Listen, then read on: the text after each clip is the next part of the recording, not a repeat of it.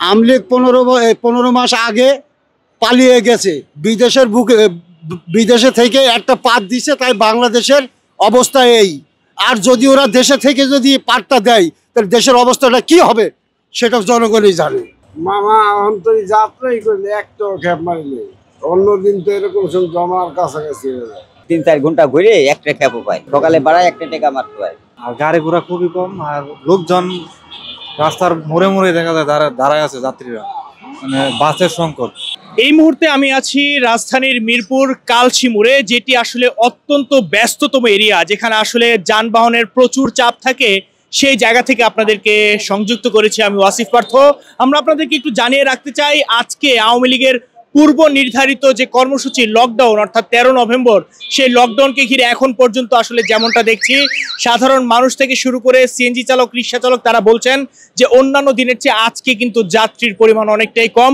তারা নির্ধারিত সময়ের চেয়ে বা নির্ধারিত অন্যান্য দিনের চেয়ে যে পরিমাণ ভাড়া রোজগার করার কথা তারা কিন্তু কিছুই করতে পারছেন না। তারা বলছেন যে প্রায় আধা ঘন্টা পর পর একটি বাস তারা কিন্তু এখানে দেখতে পাচ্ছেন, অর্থাৎ জনমনের মধ্যে কিছুটা আতঙ্ক বিরাজ করছে এমনটাই জানাচ্ছেন। এবং তারা বলছেন যে আওয়ামী লীগ আসলে বিদেশ থেকে যে লকডাউন কর্মসূচি দিয়েছে তারই ফল আজকে এই ঢাকা শহর, বিশেষ করে রাজধানীর মিরপুর কালচি মোড়ের এই মুহূর্তের চিত্র এটি। রাস্তাঘাট পুরাই ফাঁকা, আর মানুষ খুব আতঙ্কতে আছে, যাত্রী নাই, ওই টিপ পাইতেছি না, তো লোকজন তো নাই রাস্তাঘাটে, একদম লোকজন কম। সকাল 7টা থেকে আছি রাস্তায়, এখন তো 12টা বাজে, একটা টিপ মারছি 200 টাকা শুধু। অন্যান্য দিন তখন 1000-1200 মেরে লাইতাম। ওই যে হরতাল দিছে এখন, এই জন্যই তো এমন মনে হইতেছে। না কি লকডাউন যেটা দিচ্ছে আওয়ামী লীগ, এটার কারণেই তো মানুষ ভয় পাইছে, আতঙ্ক, বাড়িতেছে না। অনেক অনেক ব্যতিক্রম তো আজকে তো, যে হরতাল শাটডাউনের মতোই তো লাগতেছে, মনে হয় যে আগের আমলের মতো একটা শাটডাউন হরতালের যে ভয় মানুষ পাইতো, ওইটা শুরু হয়েছে মানুষ।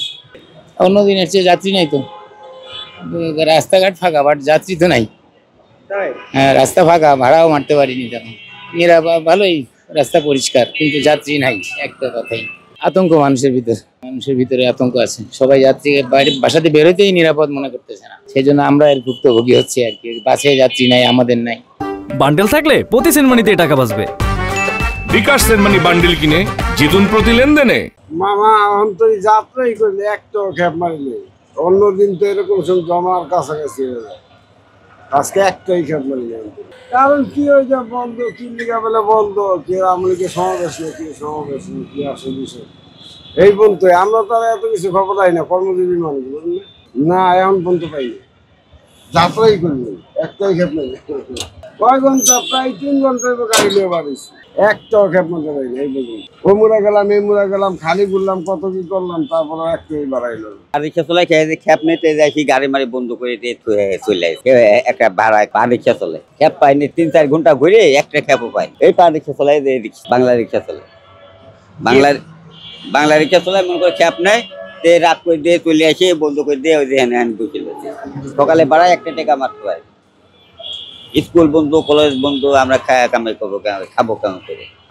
আজকে তো অন্যান্য দিনের ফাঁকা মনে হচ্ছে রাস্তাঘাট, আর গাড়ি ঘোড়া খুবই কম, আর লোকজন রাস্তার মোড়ে মোড়ে দেখা যায় দাঁড়ায় আছে যাত্রীরা, মানে বাসের সংকট।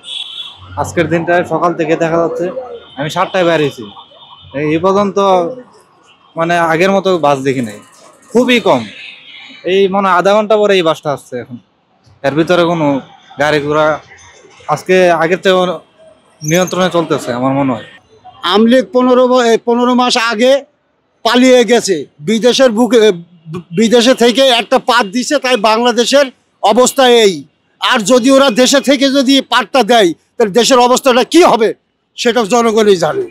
আপনাদেরকে একটু দেখাতে চাই, এই যে রাজধানীর এটি কালচি মোড়, এখানে আমরা বেশ কয়েকজন সিএনজি চালক যারা রয়েছেন এবং কর্মজীবী মানুষ, কয়েকজন রিক্সা চালকের সাথে আমরা কথা বলেছি। আসলে তারা আমাদেরকে যেমনটি জানালেন যে সকাল থেকে এখন পর্যন্ত কেউ একটি আসলে কোনো যাত্রীও পাননি, অর্থাৎ কোনো একটি ভাড়াও তারা কিন্তু মারতে পারেনি। এবং একজনের সাথে কথা বললাম, তিনি আমাদেরকে যেমনটি জানালেন সকাল 7টায় বের হয়ে এখন দুপুর প্রায় 12টা বাজতেছে, তিনিও কিন্তু আসলে মাত্র একজন যাত্রী পেয়েছেন, অর্থাৎ যেখানে প্রায় 1 থেকে 1200 টাকা পর্যন্ত ইনকাম করার কথা, সেখানে মাত্র 2 থেকে 300 টাকাও আসলে ইনকাম করতে আজকে তারা হিমশিম খেয়ে পড়ছেন।